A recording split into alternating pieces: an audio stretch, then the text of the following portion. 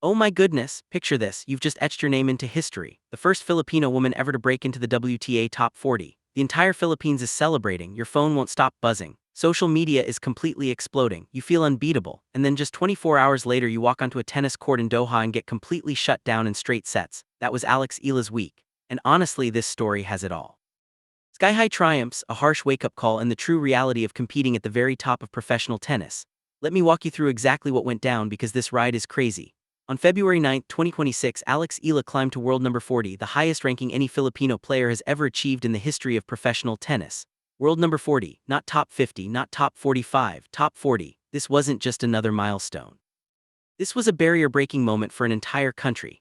The Philippines had been waiting for someone to reach this level, and our Alex, finally did it. She earned that ranking by reaching the quarterfinals of the Abu Dhabi Open, and that run was earned the hard way. She battled through difficult matches, including that unbelievable comeback against Alexandra Sasnovich, where she was down 0-4 in the third set and saved a match point. After losing the first set 2-6, she fought back to win 2-6, 6-4, 7-6, 5. That is pure championship mentality. That victory pushed her ranking from 45 up to 40. A historic moment. The entire nation was celebrating. Alex was riding an emotional high, and honestly she deserved every second of it. Then came Doha. Alex traveled to the Qatar Total Energies Open, a WTA 1000 event, one of the biggest tournaments outside the Grand Slams. This was her first WTA 1000 event of 2026. After making history with her ranking, the buzz was real. Everyone was thinking, okay, she's top 40 now, let's see what she does next. The first round draw is released. Tereza Valentova from the Czech Republic. If you're not familiar with Valentova, here's the deal. She's just 18 years old, born on February 20, 2007. But don't let the age fool you. She's ranked world number 44, basically right alongside Alex. She had been as high as number 44 just a week earlier before slipping to 48, so she was hungry and motivated. On paper, this was a very competitive matchup. Two young players, similar rankings, both looking to make a statement. It could have gone either way, but what actually happened?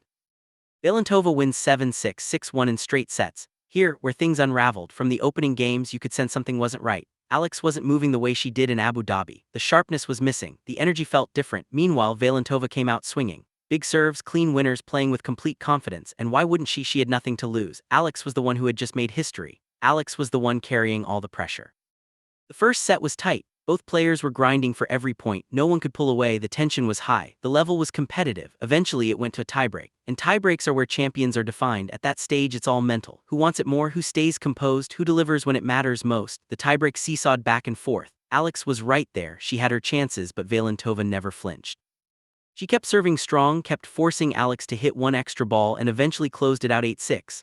First set 7-6 to Valentova, and that one hurt because Alex played a solid set. She competed. She had opportunities, but she couldn't finish it. Now she was down a set against an opponent whose confidence was growing with every point. Losing a tight first set like that, especially in a tiebreak, can get inside your head. You start replaying moments thinking, what if I'd played that point differently? The mental struggle begins, and that's exactly where the second set slipped away. The second set starts and you can feel it immediately. Alex is frustrated, she's forcing things, she's trying to do too much because she knows she needs to flip the match quickly. But Valentova is fully locked in now. She senses Alex is vulnerable and she doesn't ease off at all. The Czech teenager starts breaking serve. She cruises through her own service games. She's swinging freely while Alex is tight and tense. The scoreboard keeps getting uglier. 1-0, 2-0, 3-0. Suddenly it's 5-1 and Valentova is serving for the match. Second set 6-1. Match over. Valentova wins 7-6, 6-1 in straight sets. Just like that, Alex's Qatar Open run ends in the first round less than 24 hours after she made history with her ranking. That's tennis, man. One day it lifts you to the top of the world, and the next day it brings you right back down. Now let's talk about what really happened on court because the stats tell a clear story. Alex's numbers say it all. 0 aces, not a single one, 3 double faults, basically handing Valentova free points. Alex won just 57% of points on her first serve, which honestly isn't strong enough at this level. She also converted only 2 of 5 break points, a 40% success rate. Now look at Valentova's stats. 4 aces, 4 points Alex couldn't even touch. 3 double faults as well, so that part evens out. But here's the real difference maker. Valentova won 75% of points on her first serve. That right there decided the match. She also converted 4 of 7 break points, which comes out to 57%. That first serve comparison tells the entire story. 57% versus 75%. That's where Alex lost control of the match. Whenever Valentova landed her first serve, she was winning 3 out of every 4 points. Alex never found a rhythm on the return. She couldn't apply pressure during Valentova's service games. And when you're not making your opponent uncomfortable on serve, you're basically stuck playing defense the whole time. The aces back it up too, 4 for Valentová, 0 for Alex. Those are free points. Those are moments where a player gets easy holds, settles down, and builds confidence.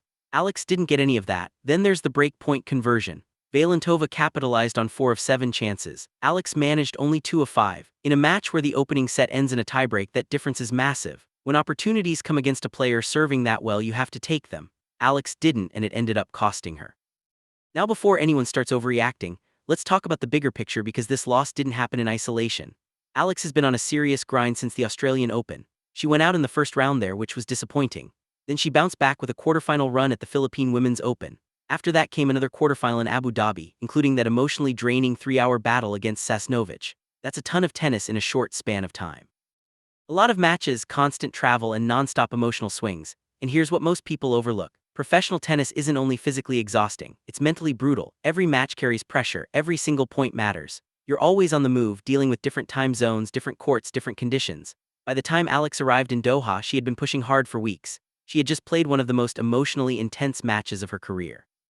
She had just reached a career-high ranking and was suddenly handling massive attention and expectations after making history. The tank was likely close to empty. And when you're mentally and physically drained, that's when things start to unravel. That's when you can't find an extra gear. That's when tight tiebreaks don't go your way and you don't have the fuel to push back in the second set. This isn't about excuses. Valentová played an excellent match and fully earned the win.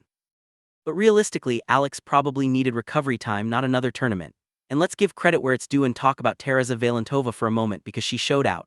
She's only 18 years old, facing someone who had just made history, and she never looked shaken. She served at a high level, winning 75% of first serve points is elite. She took advantage of her break chances. She stayed composed in the tiebreak when the pressure peaked. That's impressive. Performances like that are exactly why her future looks very bright.